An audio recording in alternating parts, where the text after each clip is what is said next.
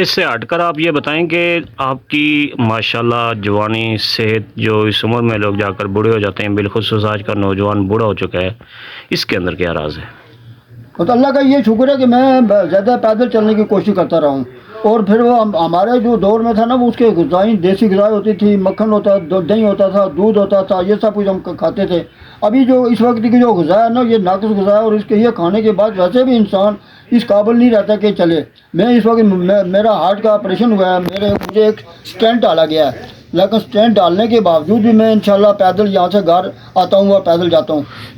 دل کے مریض کے لیے یہ لازمی ہوتا ہے کہ وہ چڑھائی نہ چڑھے، اس کے باوجود آپ چڑھائی چڑھتے ہیں؟ اور نہیں، چڑھائی کم چلتا ہوں ویسے، ڈاکٹر مطلب جیسے ڈاکٹر کی ہدایات کے مطابق، لیکن میں انشاءاللہ محسوس نہیں کرتا ہوں، میں آہستہ آہستہ چلتا رہتا ہوں۔ عرصہ دراز سے آپ کاروبار کر رہے ہیں، اکثر تجار کے بارے میں یہ شکایت رہتی ہے کہ وہ زائد منافع لیتے ہیں، اس کی کیا وجہ ہے؟ یہ اس وقت دیکھو جی، جو عباس پور ایک ایسا خطہ تھا کہ عباس پور کی مثال ہر پورے آزاد کشمیر میں دی جاتی تھی کہ یہاں عباس پور کے ریٹ بہت اچھے ہیں۔ اب جوان لوگ آ گئے ہیں، چھوٹے بچے کاروبار میں آ گئے ہیں، جو بڑے پرانے زی شور لوگ تھے اور جو عباس پور لوگ تھے وہ بہت کم رہ گئے۔ اس وقت پرانے دکانداروں میں صرف ایک منشی صاحب الدین صاحب، خواجہ منشی صاحب الدین صاحب ہیں، اور ایک میں رہتا ہوں، باقی تو اس وقت یہ ینگ لوگ ہیں۔ تو جب یم لوگ آتے ہیں تو بہت دن کو کچھ اور، رات کو کچھ اور بننے کی کوشش کرتے ہیں۔ ہم لوگوں نے لوگوں کو کی خدمت کی ہے، کاروبار خدمت ہے، اور ہم نے لوگوں کی خدمت کی ہے۔ ہم جائز منافع انشاءاللہ لیتے رہے اور اسی پہ انشاءاللہ قائم ہے، اور اسی کی وجہ سے اس وقت میں، اگر میری 76 سال عمر ہے تو لوگ کہتے ہیں نہیں یہ آپ کی تو بہت، یہ نہیں ہے، یہ جھوٹ ہے، لیکن سچی بات ہے۔ 76 سال میری عمر، 15/1947 میری پیدائش ہے۔ تو جو دیکھو جائز کام کریں گے آپ، اگر منافع جائز ہوگا تو انشاءاللہ اللہ تعالیٰ اس میں فائدہ بھی دے گا، اور اس میں کیا ہوگا کہ برکت بھی ہوگی۔ لیکن دن میں اگر کچھ اور ہو، صبح کچھ اور بنا ہوا ہو، تو یہ تو بہت ظلم ہے نا۔ تو یہ ویسے واقعہ یہ شکایت ہے، یہ شکایت بھی آپ نے جو پوچھی یہ بھی ہے۔ جو موبائل والا مسئلہ ہے انشاءاللہ وہ بھی ہم کوشش کریں گے، اس کو بھی اٹھائیں گے، اور جو سے بہت سارے معاملات جو ہے نا وہ اب انشاءاللہ کوشش، ہماری تو کوشش یہی ہے، انتظامیہ بھی ہمارے ساتھ تعاون کرے، کہ جو اس وقت یعنی ایک جو ہماری سب سے بڑی نسل میں جو گندگی ہے وہ یہ ہے کہ نشہ، اور بچے ہمارے اس وقت نشہ کرتے ہیں، یہ اس کو بھی، اس کی کنٹرول تو انتظامیہ کر سکتی ہے، ہم انشاءاللہ تعاون کر سکتے ہیں۔ اور عباس پور میں اللہ کا پھر شکر ہے کہ یہ لوگ بہت کم ہیں، اس نشاور لوگ بہت کم ہیں، لیکن باقی جگہوں پہ نشے کی جو لعنت ہے یہ بہت زیادہ پھیل گئی ہے۔ تو اس پہ گورنمنٹ کو انشاءاللہ کرنا چاہیے، ٹیک ڈاؤن کر کے اس کی مطلب اس چیز کو ختم کرنا چاہیے۔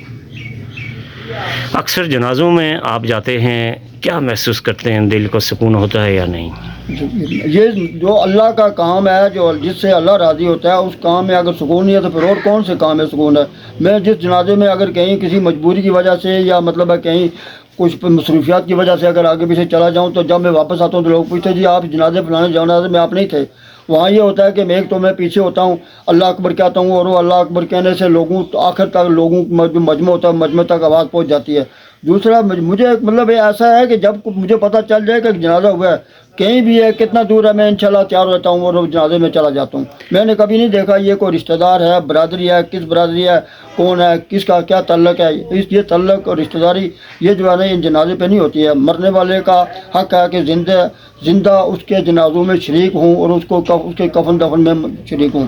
مکبر کی آواز بلند ہوتی ہے، یہ آپ کی جو آواز بلند ہے یہ خدا داد صلاحیت ہے یا پھر آپ مجمع کے اعتبار سے؟ یہ اللہ نے دی ہوئی ہے، میری کیا طاقت ہے؟ اگر اللہ آواز نہ نکالنے دے تو انسان آواز نکال ہی نہیں سکتا۔ یہ اللہ کی بڑی مہربانی ہے کہ میں اللہ پاک کے فضل سے اگر صبح مسجد میں بھی اذان دیتا ہوں، اپنی مسجد میں، یہاں محلے میں ہماری مسجد ہے، اور یہاں مجمع میں انشاءاللہ کتنا بڑا مجمع بھی ہوتا ہے، تو میں اللہ اکبر کہتا ہوں، اور انشاءاللہ آخر تک میری آواز آخری جو نمازی ہوتا ہے وہاں تک پہنچ جاتی ہے۔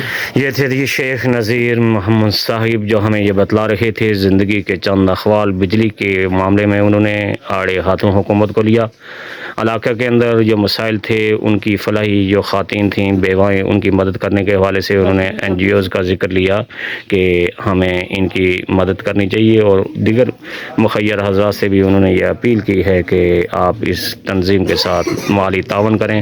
ہمارے ہاں بہت سی یتیمہ مستحق بیوائیں جو ہیں وہ اللہ کے سہارے پر ہیں اور اس کے بعد کشمیر ویلفیئر ان کی مدد کر رہا ہے. تو کیا کہنا چاہیں گے بیرون اور اندرون ممالک مقیم کشمیریوں سے کہ وہ کشمیر ویلفیئر کے ساتھ کتنا تعاون کریں؟ تو ہم تو چاہتے ہیں ابھی آپ بیٹھے ہوئے تھے اور اس وقت بھی آپ جو بیوہ ہیں وہ آ رہی ہیں اور اس وقت کچھ بیوہ کو ہم نے دیے نقد دیے ہیں, کچھ کو بس جو ہمارے پاس ہوتا ہے انشاءاللہ وہ دیتے ہیں. لیکن ہم کو کوشش کرتے ہیں کہ لوگ بھی ہمارے ساتھ باہر سے تعاون کریں. خواجہ غلام جیلانی صاحب ہیں جو اس وقت کویت میں ہیں, وہ ہماری معاونت کرتے ہیں. وہ وہاں سے چندہ اکٹھا کر کے پیسے اکٹھا کر کے لوگوں سے یہاں بیچتے ہیں. بلکہ پچھلے انہوں نے کہا کہ میں نے ایک کپ چائے کا کم کیا ہے, وہاں کی ایک چائے کا کپ بھی آپ کو پتا وہ کتنے کا ہوتا ہے. تو وہ جو پیسے بھی ہے وہ یہاں بیوہ اور یتیموں کو لیے بیچتا ہوں. کہ اگر اسی طرح جو لوگ جو اس وقت صاحب مسرت ہیں, جو مطلب صاحب جائیداد ہیں, اگر وہ لوگ سب ہماری مدد کرتے ہیں, اس دنیا میں کوئی غریب رہتا ہی نہیں ہے.